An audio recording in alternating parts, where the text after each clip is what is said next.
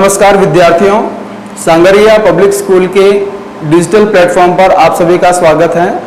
आप लोग देख रहे हैं कक्षा 12 हिंदी अनिवार्य विषय पाठ 7 बादल राग, जिसके कवि हैं सूर्यकांत त्रिपाठी निराला।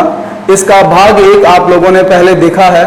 उसमें अपन ने पढ़ा था किस तरह से क्रांति के प्रतीक जो हैं बादल वो उमड़ घुमड़ कर आते हैं, गर्जना करते हैं, और आपके जो है बात आती है कि वो जो बादल हैं वो आपके जो पूंजीपति वर्ग हैं उनको दुख देते हैं, उनको तकलीफ देते हैं, उनको जो है बहुत जो है मन में पीड़ा देते हैं। तो ये बताते हैं कि जब ये बादल उठते हैं तो उस समय उठने से क्या होता है, उनके जो सुख हैं वो नष्ट होने शुरू हो जाते हैं। इसी तरह से ऐसी कल्पना की है कि जो बादल हैं वो क्या है, रणतरी अर्थात युद्ध रूपी नौका लेकर रवाना होते हैं, जिनके अंदर जो है गर्जन तर्जन होता है, ठीक है। और उसी के साथ ही साथ क्या होता है कि वहां पर जो नए जीवन की कल्पना लिए हुए जो आपके छोटे छोटे अंकुर नव अंकुरण जो हैं वो उनको देखकर खुश होते हैं, प्रसन्न होते हैं। और उसी के साथ साथ जो बड़े बड़े पर्वत हैं, बड़े बड़े पेड़ हैं, वो मूसलाधार बारिश के कारण क्षत विक्षत होते हैं, टूट जाते हैं, नष्ट हो जाते हैं। तो जो आपके आकाश से स्पर्धा करते थे वे अब क्या हो गए हैं, नष्ट हो रहे हैं। अब इसके बाद आगे दिखेगा, उसके बाद आगे आता है हंसते हैं छोटे पौधे लघु भार। अब यहाँ पर क्रांति जब होती है तो छोटे पौधे किसका प्रतीक है, ये छोटे पौधे प्रतीक है आपके दलित वर्ग का, वंचित वर्ग का। ये जो है वो क्या होते हैं, हंसते हैं, खुश होते हैं, प्रसन्न होते हैं। छोटी घास होती है, उसका कोई तेज तूफान में भी कुछ जो है नुकसान नहीं होता है। तो हंसते हैं छोटे पौधे लघु भार मतलब क्या होते हैं, हल्के। जो हल्के हैं, छोटे हैं, वो क्या हैं, वो हंसते हैं जब तेज हवा चलती है। शस्य अपार का मतलब क्या होता है, हरियाली, है ना। चारों ओर जो है छोटे छोटे घास जो है, हरियाली है, वो क्या है, चारों ओर फैली हुई है ना। हिल खिल अर्थात जो है हवा से हिलते डुलते ऐसा लगता है, खिलखिलाकर हंस रहे हैं। और हाथ हिलाते तुझे बुलाते, हाथ हिलाते हुए तुझे से मतलब यहाँ पर क्या है, यहाँ तुझे से मतलब होता है बादलों से। तुझे मतलब क्या है, बादल से, कि तुमको क्या कर रहे हैं, वो बुला रहे हैं। और विप्लव रव से छोटे ही शोभा पाते हैं। विप्लव मतलब होता है आपके वो क्रांति, ठीक है। विप्लव रव, ठीक है, रव का मतलब होता है शोर। जो आपके क्रांति का शोर है, बादल जो राग है, उससे क्या है, छोटे ही शोभा पाते हैं। छोटे का मतलब क्या है, छोटे से मतलब ये वंचित वर्ग से, दलित वर्ग से है। उन्हीं को क्या होता है, शोभा पाना मतलब आनंदित होता है, आनंदित प्रसन्नता होती है, ठीक है। अब ये यहाँ पर इन्होंने बताया कि किस तरह से जो क्रांति का जो शोर है, क्रांति का जो गीत है, बादल का जो राग है, वो किसको प्रसन्नता देता है, जो छोटे होते हैं, लघु होते हैं। लघु मानव मतलब क्या होता है, आपका आम आदमी। लघु मानव मतलब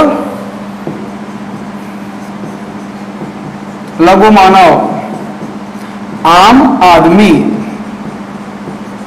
उसी को जो है क्या होते हैं, आनंद और खुशी मिलती है। अब आगे जो है बताते हैं अट्टालिका। अट्टालिका का मतलब क्या होता है, बड़े भवन, ऊंचे भवन। अट्टालिका मतलब क्या हो गया, बड़े भवन, है ना। ये जो बड़े बड़े भवन हैं, ऊंची ऊंची अट्टालिकाएं हैं, है ना, महल हैं, वो अट्टालिकाएं नहीं हैं, वो क्या है, आतंक भवन है। आतंक मतलब क्या हो गया, उनमें डर, उनमें जो है क्या छाया हुआ है, आतंक छाया हुआ है। ये डर से भरे हुए हैं, आतंक के पर्याय बने हुए हैं। कारण ये कि उनके अंदर जो पूंजीपति लोग रहते हैं वो अब क्या है, इन बादलों की गर्जना से, मूसलाधार बारिश से, इस क्रांति के शोर से डर रहे हैं, दुखी हो रहे हैं। तो ये कहते हैं कि अट्टालिका नहीं है रे, अट्टालिका नहीं है, क्या है ये, आतंक भवन है। तो इन क्रांति के बादलों से, विप्लव रव से ये जो पूंजीपति वर्ग है वो भयभीत है, डरा हुआ है। सदा पंख पर ही होता जल विप्लव प्लावन। पंक का अर्थ होता है आपका कीचड़, कि जहां कीचड़ होता है सदा पंख पर ही होता है, क्या होता है? जल विप्लव, बाढ़ आना, बाढ़ का विनाश जो है। बहुत तेज बाढ़ का है कि सूखे में, रेगिस्तान में बाढ़ नहीं आएगी। कहां आएगी बाढ़? जहां पर कीचड़ है, जहां पर पहले से पानी उपलब्ध है, कीचड़ है, वहां पर और तेज बारिश होगी। अर्थात जो पूंजीपति वर्ग है उन्हीं को जो है क्या होगा? इस क्रांति से नुकसान होगा। और ये जो विनाशकारी क्रांति है, विनाशकारी क्रांति जो है वो क्या होगी? वो वहीं पर आएगी जहां पर आपके धनिक वर्ग हैं, उन्हीं को उसका नुकसान होगा। यहां तक आप लोगों को समझ में आया होगा। यहां तक अभी तक ये बात बताई गई है कि क्रांति से जो छोटे हैं उनको फायदा होता है, उनको खुशी मिलती है, आनंद मिलता है, और जो आपके कह सकते हैं कि जो बड़े हैं, जो पूंजीपति हैं, उनको उसमें नुकसान होता है, भयभीत रहते हैं, और वो उनमें जो है कह सकते हैं कि क्रांति का सर्वाधिक विनाश उन्हीं के साथ होता है, या उन्हीं को जो है झेलना पड़ता है। आगे देखिएगा,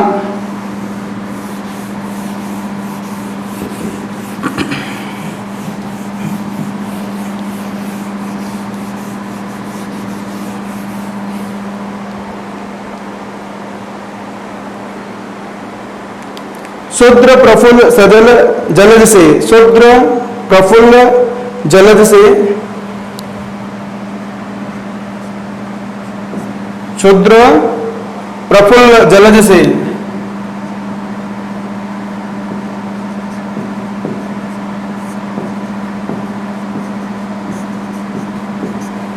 शुद्र प्रफुल्ल जलद से सदा छलकता नीर,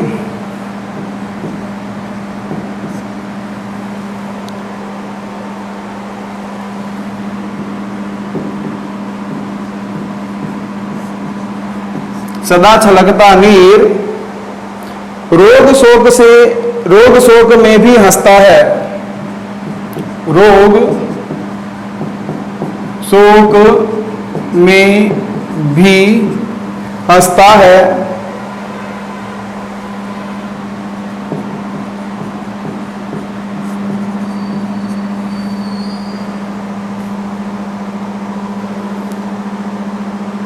शैशव का सुकुमार शरीर,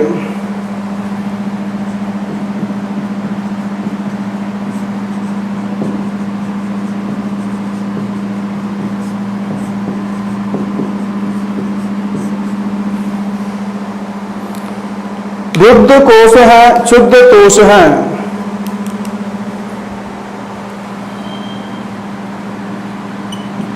रुद्ध कोश है,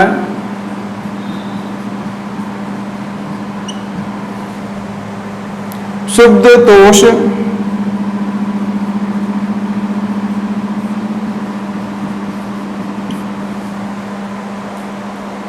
अंगना अंग से लिपटे भी,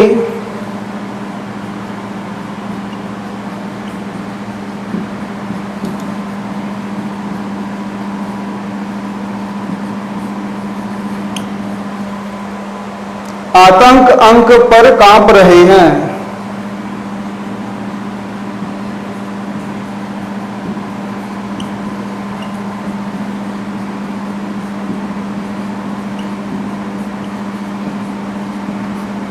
आतंक अंक पर कांप रहे हैं। धनी वज्र गर्जन से बादल,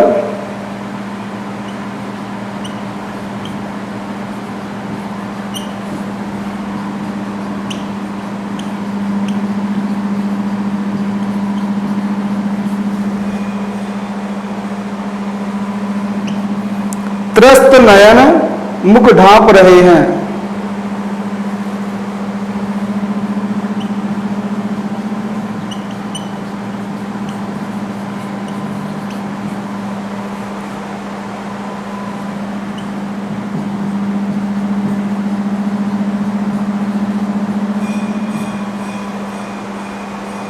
देखो बच्चों, आगे यहां पर कवि कहता है कि क्षुद्र प्रफुल्ल सजल जलज से सदा छलकता नीर। क्षुद्र मतलब होता है आपके छोटा, क्षुद्र मतलब क्या होता है? छोटा। प्रफुल्ल मतलब प्रसन्नता से, है ना, प्रफुल्ल प्रसन्न। शुद्र मतलब क्या होता है, छोटा। प्रफुल्ल मतलब होता है खुश। जलज मतलब क्या होता है, कमल। कि जो छोटे छोटे कमल के पुष्प हैं वो क्या करते हैं, वो आपके खिले हुए कमल से सदा उनके ऊपर जो पानी की बूंदें गिरती है तो ऐसा लग रहा है वो क्या कर रहा है, उनकी आंखों से आंसू बह रहे हैं, वो दुखी रहते हैं, रोते रहते हैं, परेशान रहते हैं। तो ये यहाँ पर क्या है, अमीरों के बच्चे, अमीरों के जो बच्चे हैं,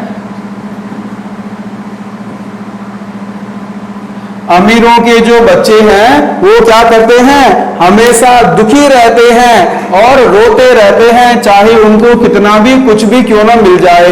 तो जब क्रांति होती है तो उनको पता है कि उनका भविष्य जो है नष्ट होने वाला है और वो पूंजीपतियों के जो बच्चे हैं वो आंसू बहाते हैं।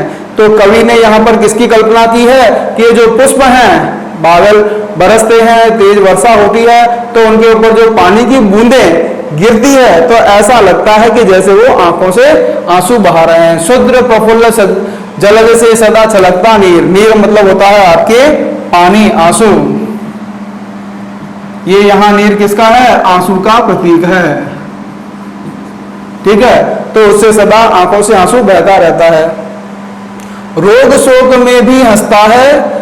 रोग शोक, शोक मतलब होता है दुख, चाहे दुख कितना ही क्यों ना हो, रोगी बीमार क्यों ना हो, जो गरीब हैं उनके बच्चे क्या करते हैं, उनके बच्चे, शेषम मतलब होता है बचपन में बच्चे, है ना। सुकुमार शरीर, जो सुंदर शरीर है वो क्या है, वो हंसता रहता है, वो शोक रोग में भी दुखी नहीं होते, परेशान नहीं होते। देखे होंगे आपके जो है झोंपड़पट्टी के बच्चे जो गरीब होते हैं, ठीक है, तेज बारिश होती है तो भी वो भीगते रहेंगे, तेज गर्मी में भी बैठे रहेंगे, है ना, सर्दी में भी बिना कपड़े वो घूमते रहते हैं। तो कितना भी सुख दुख क्यों ना हो, वो खिलखिलाते हुए, हंसते हुए हमेशा अपने जीवन में आगे बढ़ते रहते हैं। तो जो अमीरों के बच्चे हैं उनकी तुलना अलग की गई है, जो गरीबों के बच्चे हैं उनकी तुलना अलग की गई है। जब वो क्रांति के बादल आते हैं तो वो प्रसन्न रहते हैं, खुश रहते हैं, चाहे रोग हो, चाहे दुख हो, तकलीफ हो, उसमें भी वो हंसते रहते हैं। शेषव का सुकुमार शरीर, जो छोटे बच्चे हैं वो हमेशा खुश रहते हैं, प्रसन्न रहते हैं। किनके, जो सुविधाओं से वंचित हैं, जो आपके गरीब तबके के हैं, उन बच्चों की बात यहाँ पे चल रही है। अब आगे रुद्ध कोष है। अब जो अमीर हैं उन्होंने कोष को क्या कर लिया है, कोष मतलब होता है खजाना। खजाना क्या किया है, खजाना छुपा लिया है, उसको क्या कर लिया है, रोक लिया है। रुद्ध मतलब होता है रोकना, छुपा लिया है ना। तो आगे भविष्य में उनको जो है तकलीफ ना हो तो ये क्या करते हैं, धन संपदा सोना चांदी इकट्ठा करके मटकी में डाल के जमीन में दबा देते हैं। कौन, पैसे वाले लोग। तो रुद्ध कोष है, शुद्ध कोष। शुद्ध मतलब क्या होता है, दुखी होना। शुद्ध मतलब क्या होता है, दुखी होना। तो वो अभी भी क्या है, खजाना है उनके पास, लेकिन फिर भी वो क्या है, दुखी हैं। तोष मतलब संतोष, सुख, ठीक है, उनके पास नहीं है, वो संतोषी नहीं है, वो सुख में नहीं है, ठीक है। तो ये कहते हैं कि उन्होंने क्या किया है, क्रांति के आने की जो है संभावना रहते हुए उन्होंने खूब सारा खजाना क्या कर लिया है, रोक लिया है, छुपा लिया है, दबा दिया है जमीन में। लेकिन फिर भी वो क्या है, अभी दुखी हैं और उनके मन में संतोष नहीं है, सुख नहीं है। और अंगना, अंग में लिपटे भी। अंगना मतलब क्या होता है, स्त्री, नारी के शरीर, है ना, जो उनकी पत्नी है या नारी है, ठीक है, उनके जो है शरीर से लिपटे हुए हैं, उनके पास हैं, फिर भी वो क्या कर रहे हैं, आतंक अंक पर कांप रहे हैं। अंक मतलब होता है गोदी, है ना, गोद। तो आतंक मतलब होता है आपके दुख, है ना, ये आपके जो भयभीत होना, है ना, भय का, भय की, है ना, भयभीत हो रहे हैं, आतंक अंक पर कांप रहे हैं, वो अभी वहां पर वो डर रहे हैं, ठीक है। क्यों, क्योंकि क्रांति होगी और सब कुछ उनसे छीन लिया जाएगा।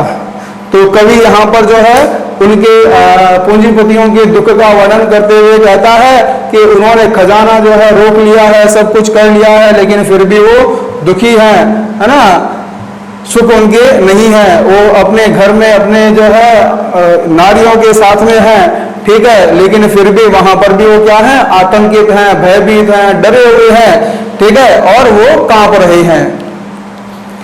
धनी वज्र गर्जन से बादल, बादल किसके लिए आया है, ये क्रांति के प्रतीक के लिए आया कि हे बादल तुम्हारी गर्जना, गर्जना और वज्र, वज्र मतलब होता है बिजलियों के गिरने से, बिजलियों के गिरने की आवाज से जो धनी वर्ग है, जो पूंजीपति वर्ग है, वो क्या कर रहा है, कांप रहा है। और त्रस्त नयन, दुखी, त्रस्त का मतलब होता है दुखी आंखों से, त्रस्त नयन आंखों से क्या कर रहे हैं, मुख ढांप रहे हैं, अपने मुंह को, चेहरे को छुपा रहे हैं। ढांपना मतलब क्या होता है, छिपाना।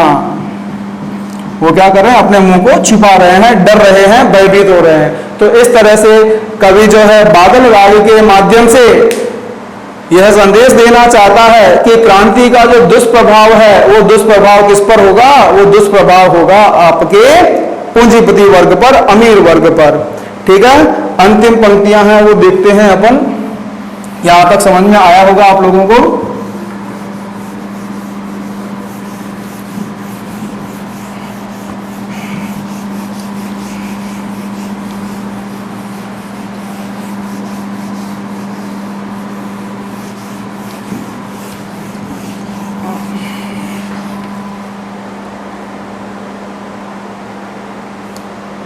जीर्ण बाहु है, शीर्ण शरीर, जीर्ण बाहु है, शीर्ण शरीर,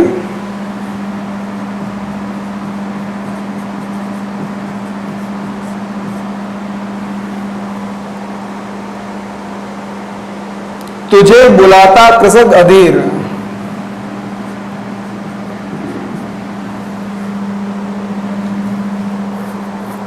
तुझे बुलाता कृषक मतलब किसान,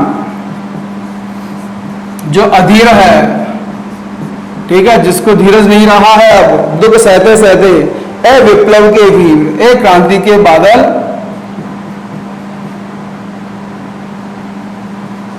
ए विप्लव के वीर। ये विप्लव के वीर किसको संबोधित किया गया है, बादलों को किया गया है। चूस लिया है उसका सार,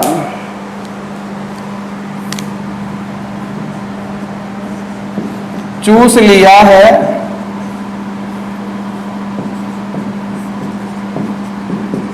उसका सार, चूस लिया है उसका सार, हार मात्र ही है आधार,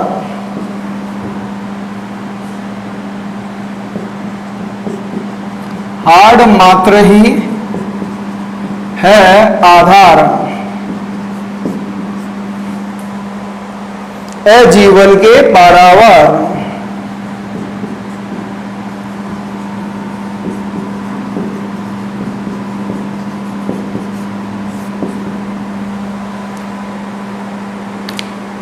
कवि अपनी कविता के अंतिम पंक्तियों में कहता है कि जीर्ण बाहु है, बाहु बाहें क्या हो गई है, जीर्ण शीर्ण हो गई हैं, कमजोर हो गई हैं, ठीक है, कमजोर जो बाहें हैं उनसे उसको किसान की बाहें क्या हो गई है, काम करते करते जीर्ण हो गई है, कमजोर हो गई है, कमजोर बाहें, बाहु मतलब बाहों से, शीर्ण शरीर, क्षीण मतलब क्या हो गया है, बहुत ही आपके दुखी है, दुर्बल,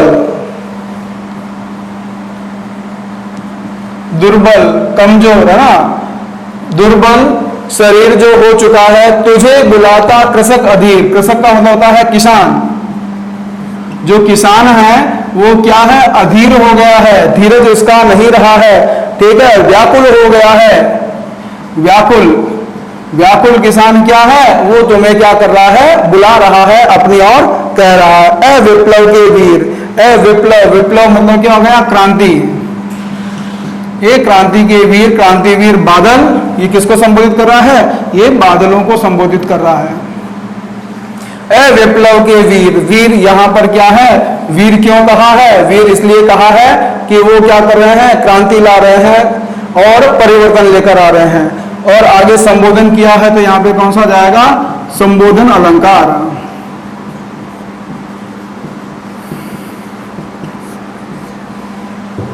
चूस लिया है उसका सार। अब यहां सार का मतलब क्या होता है, जीवन शक्ति से। सार का मतलब क्या होता है, जीवन शक्ति। जो उसकी जो जीवन शक्ति है वो क्या किया है, अमीर वर्ग ने वो क्या शोषित कर लिया है, और उसका रुपया पैसा धन संपदा खेत है ना, उसके जो फसलें वो सब क्या कर लिया है, उसने ग्रहण कर लिए हैं, उसने हथिया लिए हैं, ठीक है, उससे छीन लिए हैं। तो चूस लिया है उसका सार, उसका जो है जीवन का जो जीवनदायिनी जो उसके लिए है वो सब उसे छीन लिया गया है।